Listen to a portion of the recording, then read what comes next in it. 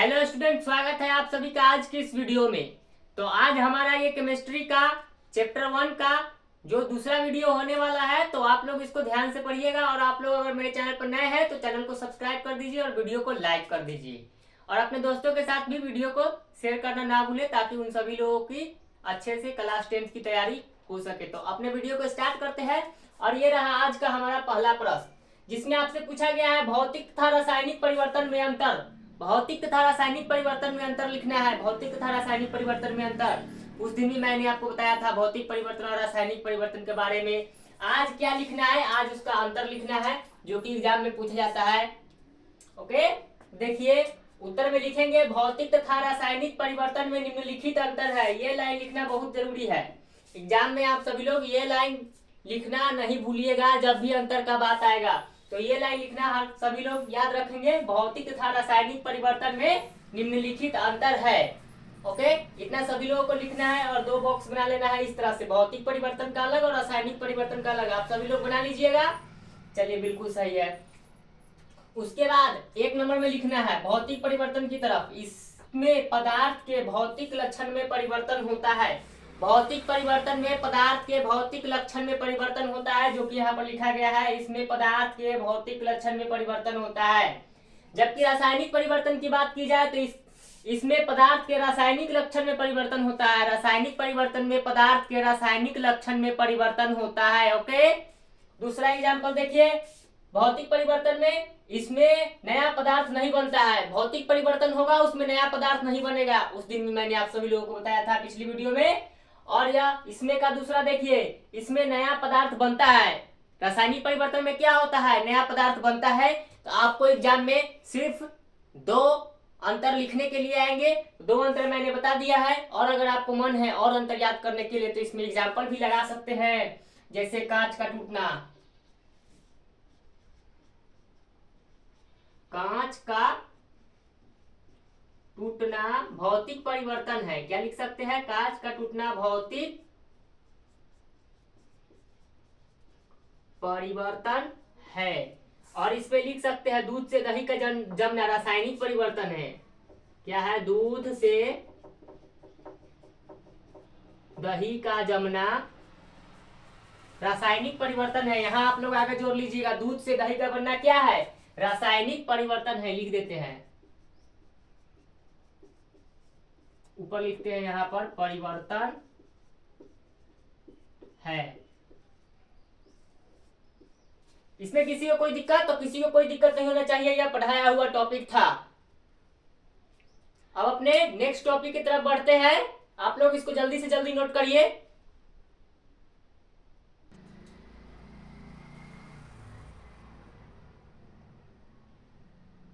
Next question है आपके पास दिया गया है, रासायनिक अभिक्रिया केमिकल रिएक्शन किसे कहते हैं। बहुत इंपॉर्टेंट क्वेश्चन, रासायनिक अभिक्रिया यानी केमिकल रिएक्शन किसे कहते हैं। 2 नंबर का यह सवाल एग्जाम में पूछा गया है। एकदम आप लोग दिमाग में हटा लीजिए कि यह प्रश्न एग्जाम में पूछ दिया गया है, आप लोगों को याद कर लेना है। ओके, तो देखिए क्वेश्चन रहा रासायनिक अभिक्रिया केमिकल रिएक्शन किसे कहते हैं। इसका आंसर हम लिखेंगे, जब कोई पदार्थ, यहां पर पदार्थ छूट गया है, जब कोई पदार्थ किसी दूसरे पदार्थ के साथ, क्या, जब कोई पदार्थ किसी दूसरे पदार्थ के साथ क्रिया करके नए गुण वाले पदार्थ बनाता है। क्या बनाता है, नया गुण वाला पदार्थ, तो उसे रासायनिक अभिक्रिया कहते हैं। क्या कहते हैं, रासायनिक अभिक्रिया कहते हैं। इस बात को याद कर लीजिए आप सभी लोग। जब कोई पदार्थ किसी दूसरे पदार्थ के साथ क्रिया करके नए गुण वाले पदार्थ बनाता है, उसे रासायनिक अभिक्रिया कहते हैं। इस बात को आप सभी लोग याद कर लीजिए और मेरे साथ एक बार और दोहराइए, और अभी आप लोगों को याद हो जाएगा।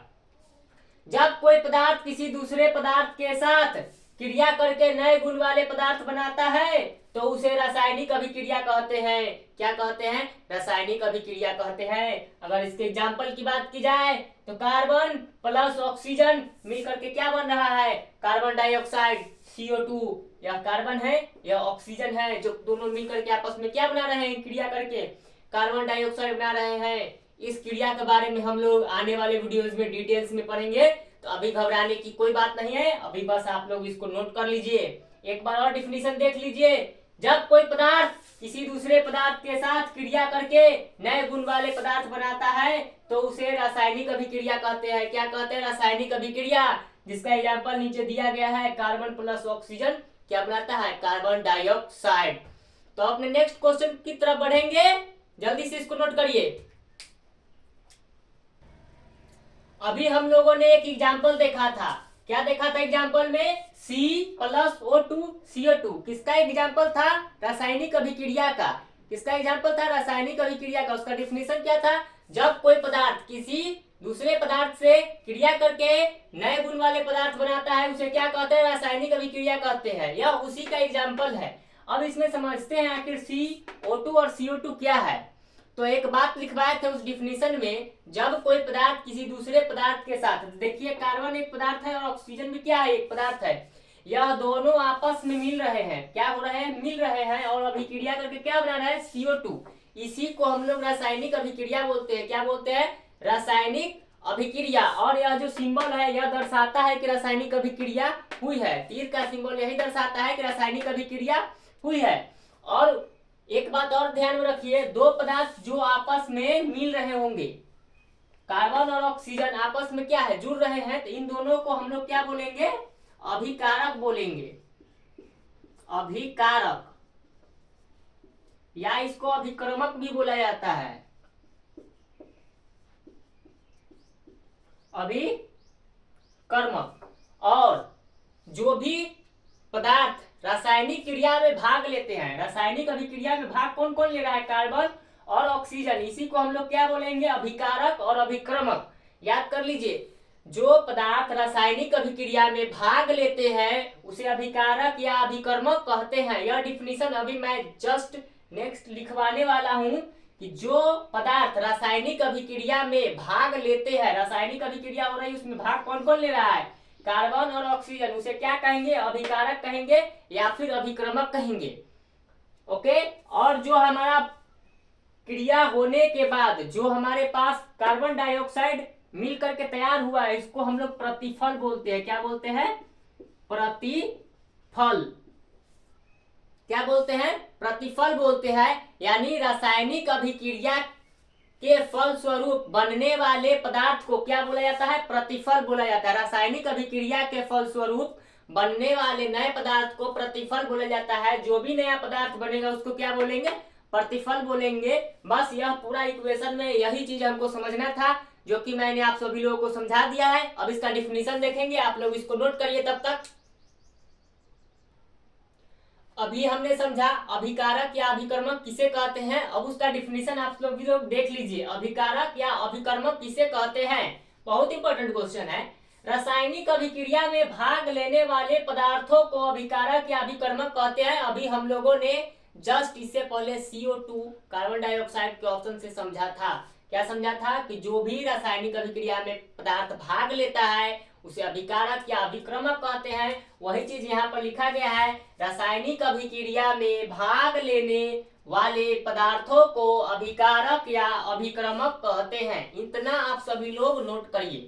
क्या नोट करना है? रासायनिक अभिक्रिया में भाग लेने वाले पदार्थों को अभिकारक या अभिक्रमक कहते हैं। समझ गए? और आप सभी लोगों को सिंपल से ये वाला एग्जांपल नोट कर लेना है, C+O2CO2, और नीचे C और O2 में ऐसे सिंबल लगा करके लाइन खींच करके और नीचे लिख देना है अभिकारक, या यहाँ पर आप सभी लोग अभिक्रमक भी लिख सकते हैं। क्या लिख सकते हैं? अभिकर्मक।